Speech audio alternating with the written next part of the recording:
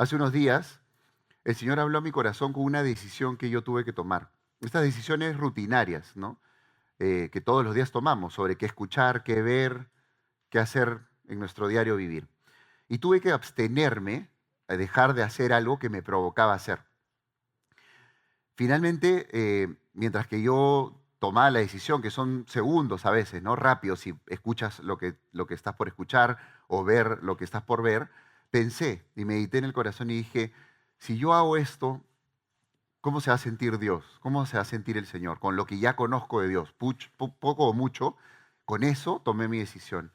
Y sentí que Dios no iba a estar contento con lo que estaba a punto de hacer. Como les digo, no es algo enorme, no quiero que se malinterprete, son decisiones del día a día, qué escuchar, qué ver. Y también dentro del análisis puse en mi corazón qué recompensa podía recibir de Dios si es que yo dejaba de hacer eso. Y por supuesto no me refiero a una recompensa natural, algo eh, monetario, ¿no? Sino me refiero a paz, gozo, contentamiento, a estar en paz con Él, que finalmente para un creyente es lo más alto a lo que uno puede aspirar. Y finalmente decidí no hacerlo. Esa es la buena noticia, ¿no? Esta vez, porque otras veces no he podido. Y esa misma noche llegué a mi casa y comencé a orar. Le comencé a pedir al Señor una palabra para esta noche. Y mientras que oraba, venía esto a mi corazón. Todos los que estamos aquí tenemos decisiones que tomar, todos los días. Y Dios pone delante de nosotros el camino de la vida y el camino de la muerte. Puede ser que recién vengas a la iglesia, que seas nuevo, que estés escuchando este video de acá muchos años, no lo sé. Tal vez nunca has sido expuesto a la palabra de Dios, pero todos muy en el fondo sabemos que hay un bien y hay un mal.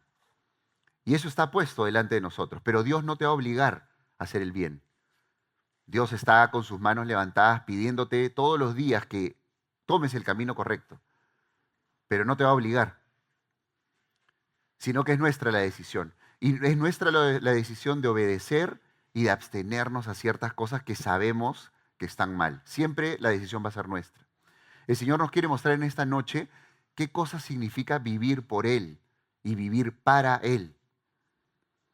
A veces podemos pensar que es difícil entender cuál es la voluntad de Dios para un joven. Para un joven o un adulto, porque acá hay personas, como fue dicho en la alabanza, de todas las edades, ¿no? Pero en realidad no es tan difícil. ¿Saben? Justo meditaba en un comentario en mi Biblia que decía, y los que están en la universidad o en el colegio, ¿no? Muchas veces el profesor enseña el 80% de la materia, pero deja un espacio para la investigación, para el alumno, ¿no? Para que el alumno se desarrolle, bueno, para el aplicado, ¿no? Para que investigue y trate de encontrar respuestas más allá de lo que el profesor simplemente dio en la clase. Pero Dios no es así. Dios ya nos dio todas las respuestas. Todo está escrito en su palabra. No hay nada que nosotros tengamos que investigar por fuera, no hay nada que tengamos que meditar por fuera. La Biblia es absolutamente clara. Entonces no es tan difícil en realidad entender lo que Dios demanda de nosotros. ¿Saben por qué? Porque la Biblia dice exactamente lo que Él quiere. Si queremos saber realmente si en nuestro corazón, y como les digo, puede haber gente que recién se congregue o muy jóvenes que todavía no han tenido esa comunión íntima con Jesús, pero si en tu corazón está el deseo de verdad de saber qué es lo que Dios quiere para tu vida, entonces búscalo, busquémoslo. Preguntémosle esta noche, ahí en sus sitios, mientras escuchan esta palabra. Ahora, todo lo que Él nos pide, porque hemos visto que el seguirlo demanda obediencia y abstenernos a ciertas cosas, no es para que suframos, no es para perjudicarnos, sino es para la postre hacernos bien. Es para que finalmente haya una bendición en nuestra vida, un galardón. Y ahora vamos al primer verso de esta noche, Deuteronomio 30, para los que tienen su Biblia, versos 19 y 20. Para los que no saben, Deuteronomio es el quinto libro de la Biblia y es un resumen de los primeros cinco. En estos primeros cinco, que son es la Torá judía, digamos, donde se narra la creación de la humanidad, la elección del pueblo de Israel, del pueblo de los creyentes, de Abraham y toda su simiente santa, el éxodo del pueblo de Dios de la esclavitud de Egipto, que en sentido espiritual es como nosotros somos rescatados por Jesús, y las leyes que Dios dejó a su pueblo, los 10 mandamientos y todas las leyes de Levítico, Números, y finalmente en Deuteronomio se hace este resumen de la Biblia. Y ya terminando el libro, Moisés hace esta declaratoria. Dice, a los cielos y a la tierra llamo por testigos hoy contra vosotros, que os he puesto delante, ¿qué cosa? La vida y la muerte, la bendición y la maldición. Escoge pues la vida. Nadie te va a obligar. Esto es tu elección. Escoge pues la vida. ¿Para qué? Para que vivas tú y tu descendencia, amando al Señor tu Dios, atendiendo a su voz y siguiéndole a Él, porque Él es vida para ti y prolongación de tus días, a fin de que todo esto, todo este sacrificio, esta elección, tiene un resultado final, feliz, para que habites la tierra prometida, la tierra que Él juró a tus padres, la tierra que Él te ha prometido, que en sentido espiritual es la presencia de Dios, es el cielo. Así que su palabra nos dice y nos recalca constantemente que la elección es nuestra. Eso ya lo tenemos que tener claro a estas alturas. Es nuestra. Ahora vamos a ver qué es lo que Dios demanda de nosotros, porque somos jóvenes, muchos de nosotros. Yo soy joven todavía, me considero, algunos más jóvenes y algunos muy, muy jóvenes, de 13, 12 años. Y cada uno en su mundo y en su vida puede decir, yo tengo un montón de sueños, tengo un montón de anhelos, tengo un montón de objetivos en mi vida. ¿Qué es lo que Dios quiere de mí? Tal vez yo no quiero ser como tal o tal persona. Estamos mirando personas. Pero Dios tiene un plan para cada uno de nosotros y es tarea nuestra descubrir qué es lo que Él quiere. Así que vamos a Deuteronomio 10, verso 12 y 13. Ahora pues Israel, ¿qué pide el Señor tu Dios de ti? Ya está la respuesta ahí, ¿no? Sino que temas al Señor tu Dios, temerlo, que andes en todos sus caminos, que lo ames, que sirvas al Señor tu Dios con todo tu corazón y con toda tu alma.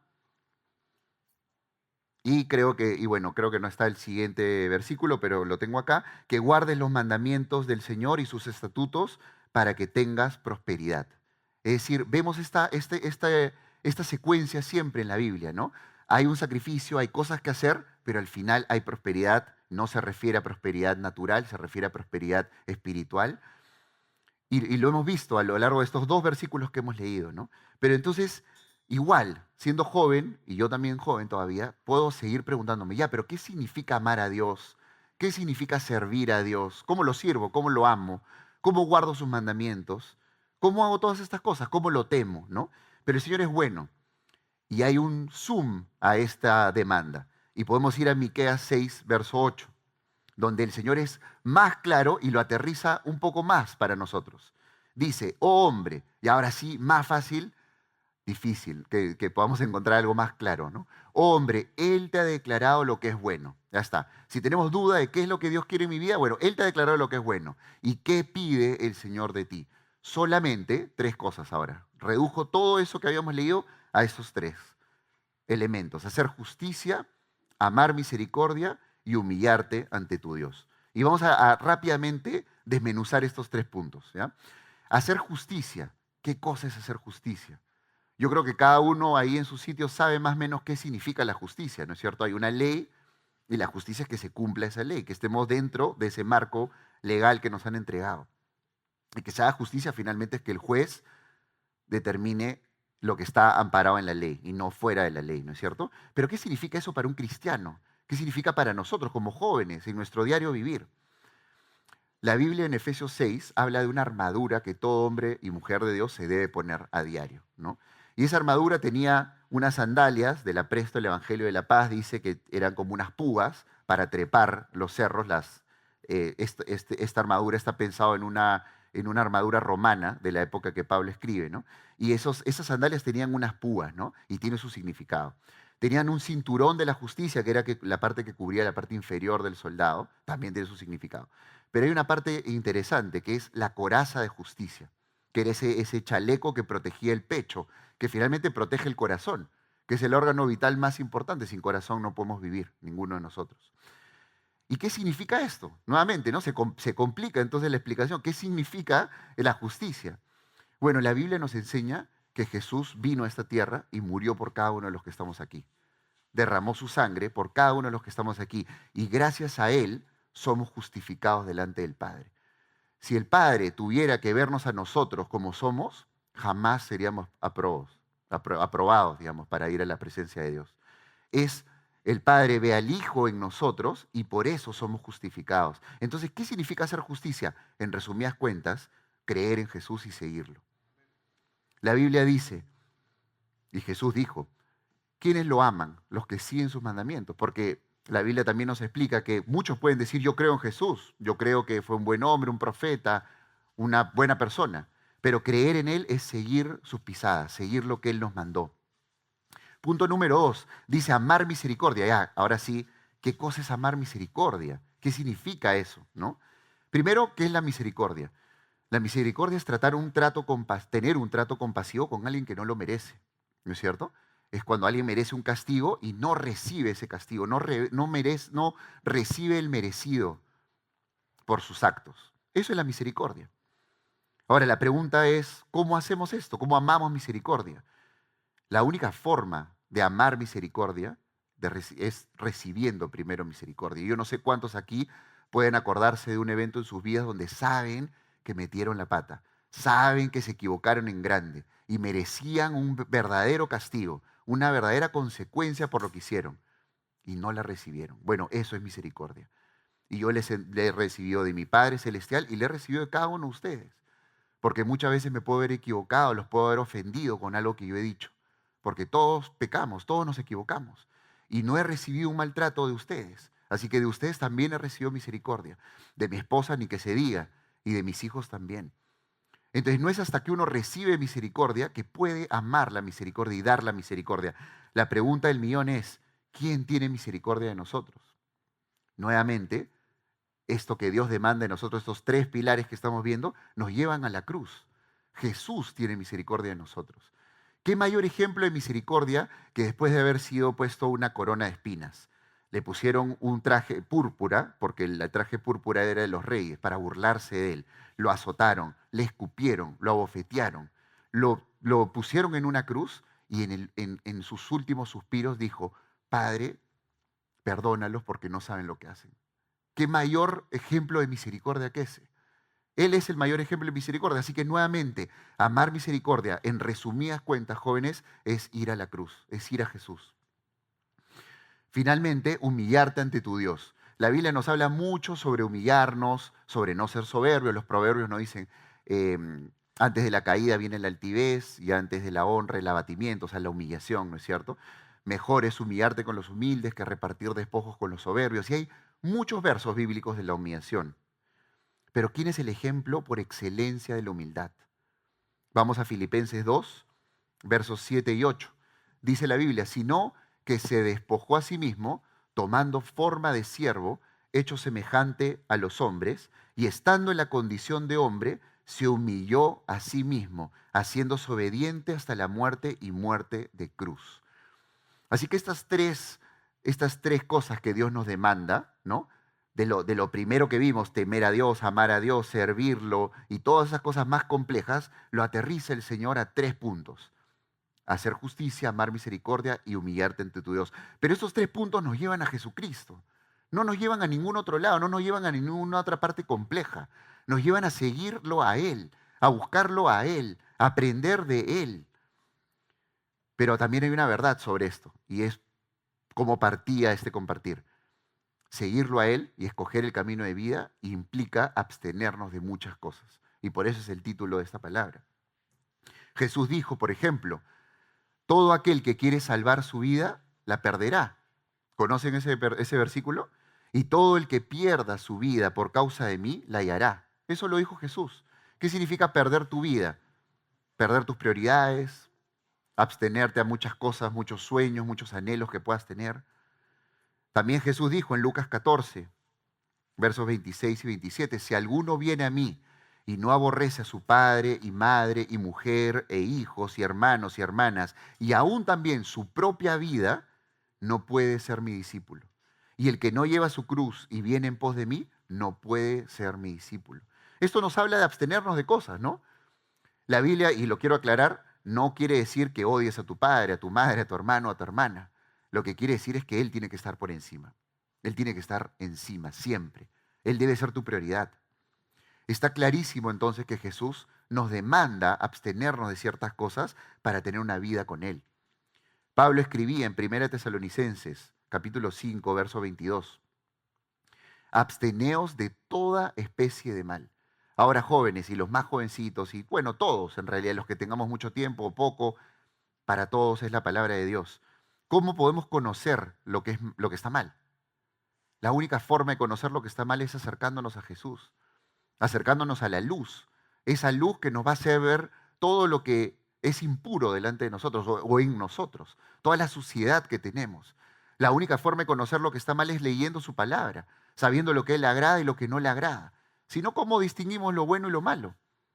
La Biblia nos dice, y la invitación es, escoge pues la vida, pero eso implica seguirlo, abstenernos de muchas cosas, conocerlo, esforzarnos.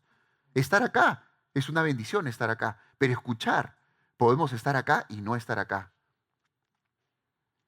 Y la idea es que estemos acá y prestemos oído y pongamos atención a la palabra de Dios, porque no es quien se para acá el que está diciendo algo, es el mismo Dios.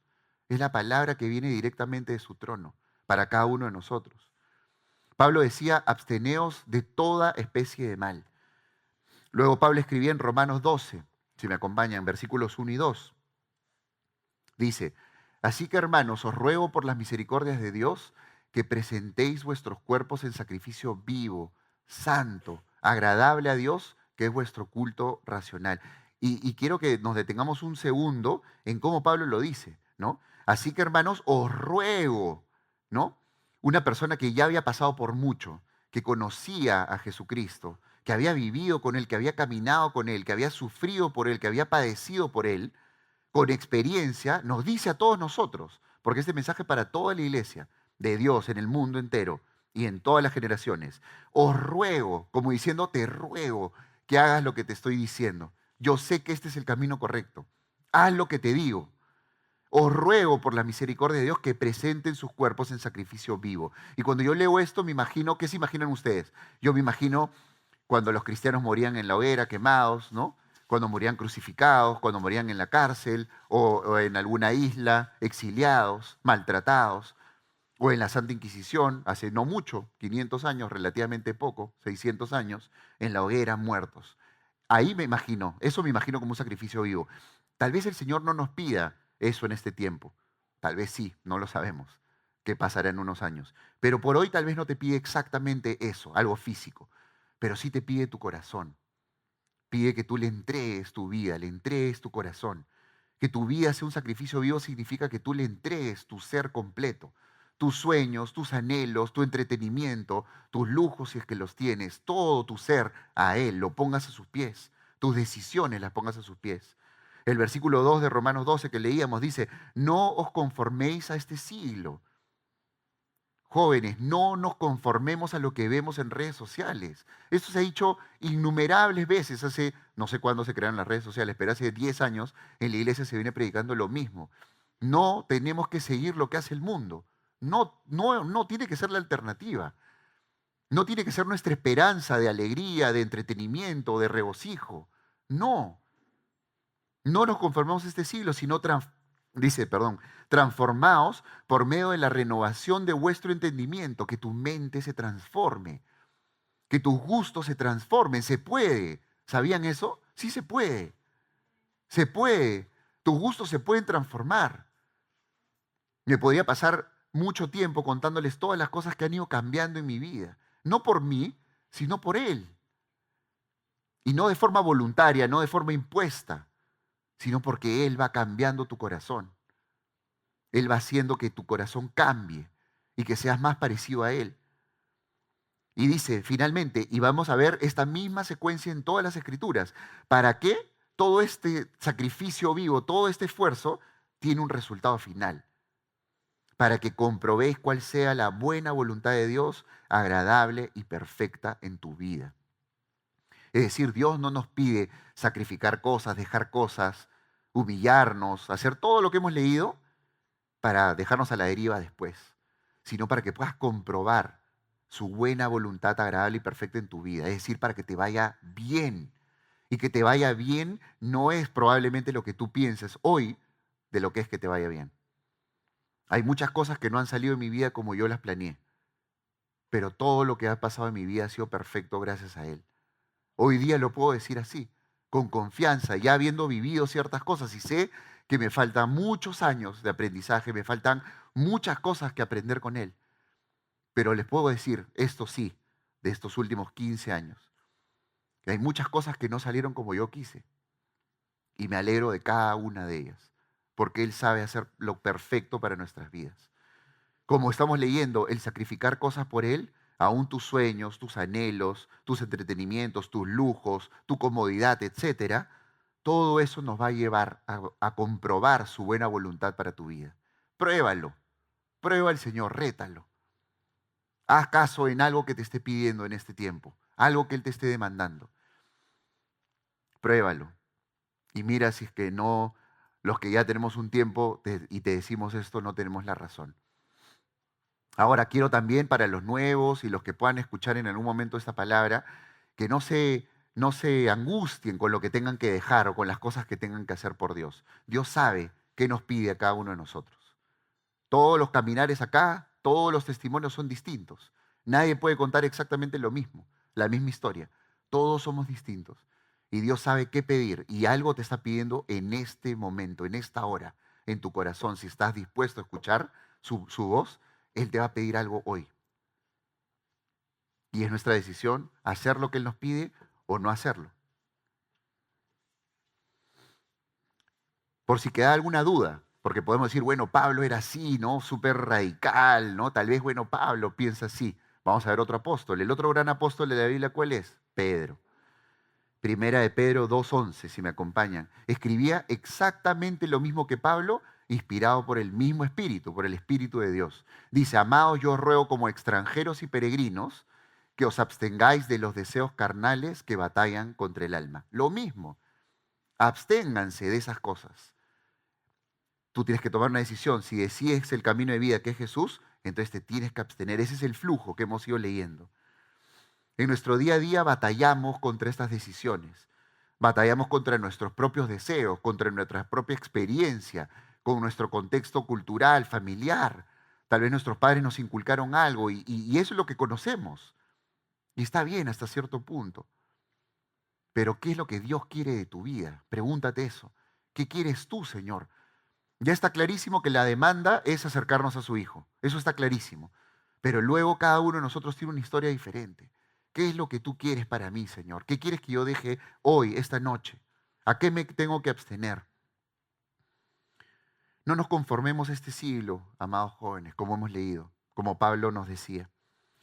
¿Y saben qué? Si es que hacemos caso a lo que Dios nos pide, si nos abstenemos a muchas cosas, como hemos leído, va a haber una bendición. Y esa bendición no va a ser necesariamente lo que tú piensas, no va a ser necesariamente algo material, algo tangible, pero sí va a ser paz, gozo, contentamiento.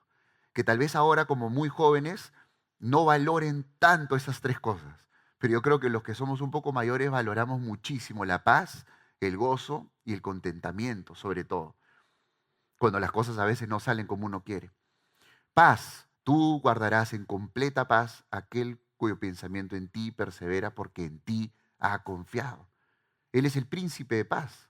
Isaías 9:6, si alguien lo quiere leer después. Él es el único que te puede dar paz.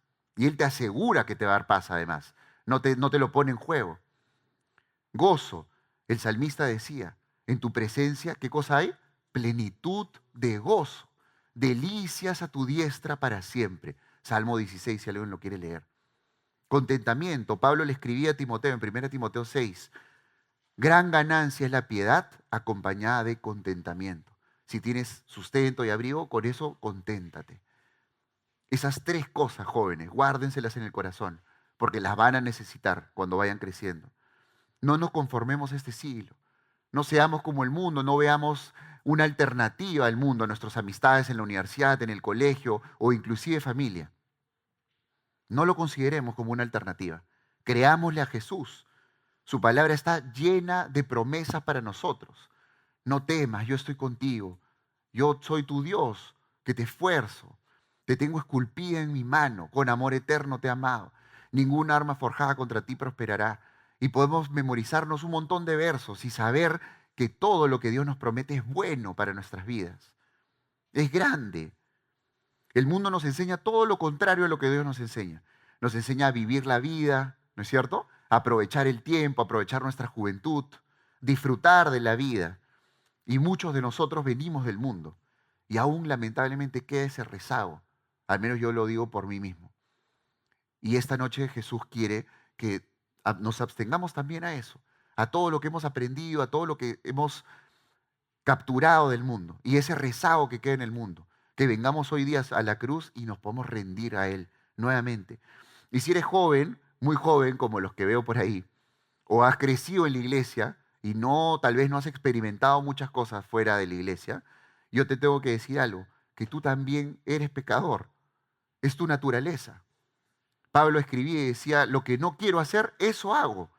Solamente he descubierto una cosa en mi vida, que hay una ley que mora en mí, y esa ley es la ley del pecado. Mi carne me gana, miserable de mí. ¿Quién me librará de este cuerpo de muerte? Pablo también escribía en Romanos, no hay nadie bueno, no hay quien busque a Dios, no hay siquiera uno. Todos estamos destituidos de la gloria de Dios. Así que tanto los jóvenes como los que somos mayores, todos en la iglesia necesitamos de Cristo, necesitamos de Él. El mundo nos enseña todo lo contrario. Y acá tenía una pequeña historia en Hechos, hay una historia que a mí me encanta.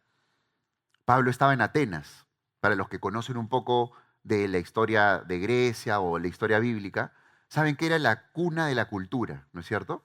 Donde se crearon muchas cosas que hasta el día de hoy valoramos en la tierra, en realidad. Y ahí nació la filosofía, digamos, y todos estos estudios sobre la vida y esta meditación de la vida. Y Pablo estaba predicando en Atenas, se encontró en Atenas predicando. Y dice la Biblia que se cruzó con unos filósofos, dos corrientes filosóficas, los epicúreos y los estoicos. Los epicúreos eran aquellos que pensaban que el fin del hombre, el fin de la vida humana, era el placer, era buscar la felicidad y tratar de evitar a toda costa los malos momentos.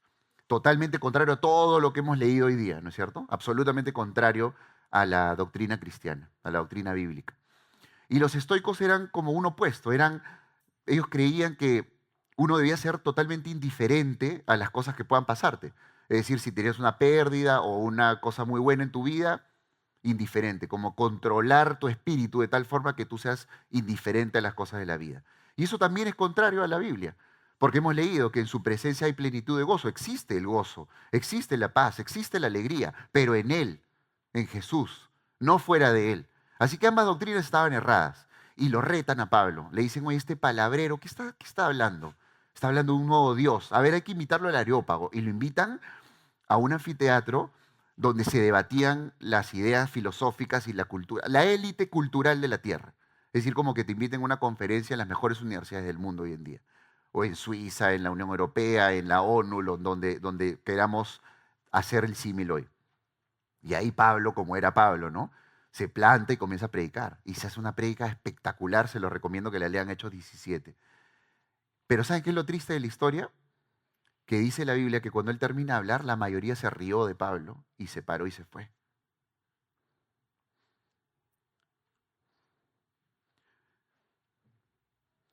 Y solo un pequeño grupo de gente creyó en la palabra de Dios.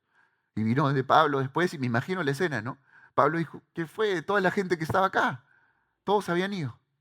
Habían no sé cuántos, no dice la Biblia, pero 4, 5, 10, no sé, que le dijeron, Pablo, estoy interesado en lo que tú has compartido. Y eso nos ha pasado en las campañas, lo que hemos ido a campañas. Mucha gente no recibe la palabra de Dios, se va, se burla. Pero cuando viene una vida, es lo más valioso que puede haber para nosotros.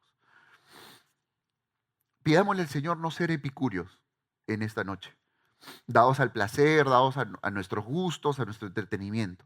Pero tampoco ser estoicos, tampoco querer controlar la vida, porque hay sufrimiento en la vida y hay momentos de alegría. Lo decía Salomón, la Biblia lo dice, la Biblia dice todo, jóvenes.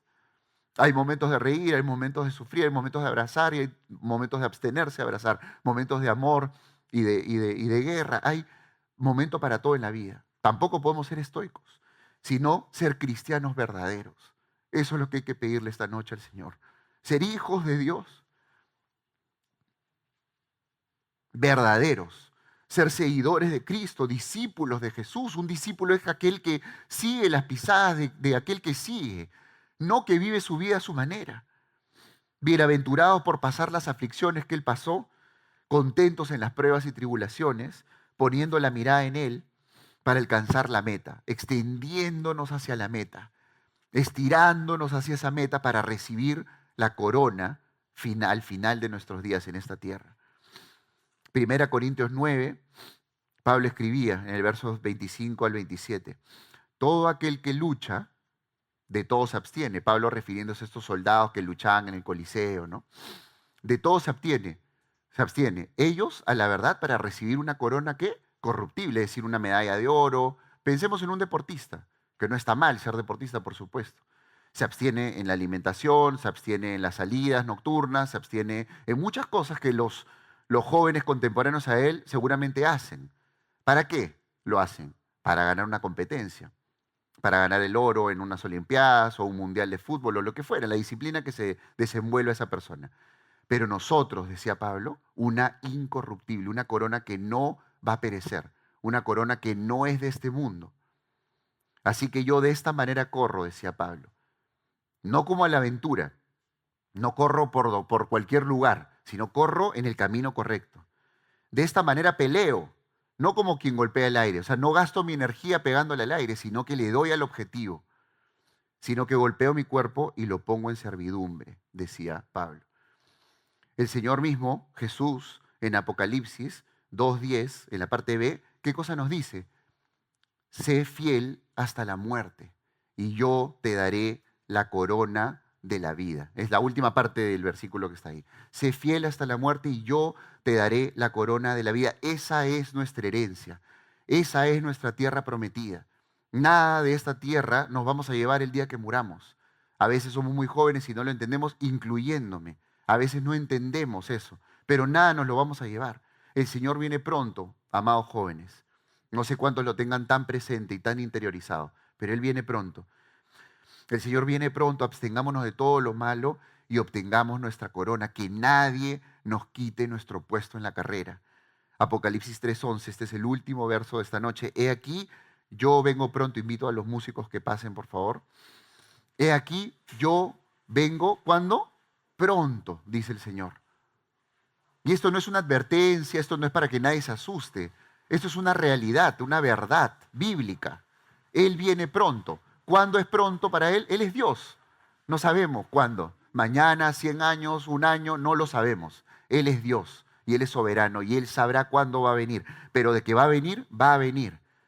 ¿Y qué le decía el Señor a la iglesia? Retén lo que tienes, lo poco, mucho que sabes, joven, hoy, porque esta palabra es de hoy, no es para cada 10 años, es de hoy. Puedes saber 2 versículos, pero eso que sabes, reténlo. Eso que sabes que está bien y que está mal, reténlo. Vive de acuerdo a eso. Para que nadie, dice, ninguno tome tu corona, que nadie tome lo que es tuyo, lo que Dios te ha prometido. Nadie lo tiene por qué tocar. Nadie se tiene por qué meter con eso. Muchas veces no entendemos que hay una guerra espiritual enorme en este momento, en este segundo que estamos hablando. Hay una guerra espiritual gigantesca que no la podemos ver, pero que es verdad porque está escrito en la Biblia. Tu alma y mi alma son importantes para Dios. Dios dice que ha entregado naciones por nosotros. Él nos ama con un amor que no podemos entender. Así que yo los invito, amados hermanos, los invito a que se pongan de pie, a que hagamos un compromiso con Jesús esta noche. Yo no sé cuántos quieren pasar adelante, no sé cuántos quieran hacer una oración en su sitio, pero finalmente lo único que les puedo decir es que yo quiero esa corona. Yo sé perfectamente y cada uno de nosotros sabe lo que somos, lo que tenemos, lo que arrastramos y lo que nos falta para ser un buen creyente. Y lo digo con tristeza. Pero si el mismo Pablo decía, hago lo que no quiero, algo de esperanza hay en mi vida. Yo quiero esa corona, yo quiero ser llamado buen siervo y fiel. Quiero que el día de mi muerte me pueda encontrar con mi Salvador. Y Él me pueda decir, entra.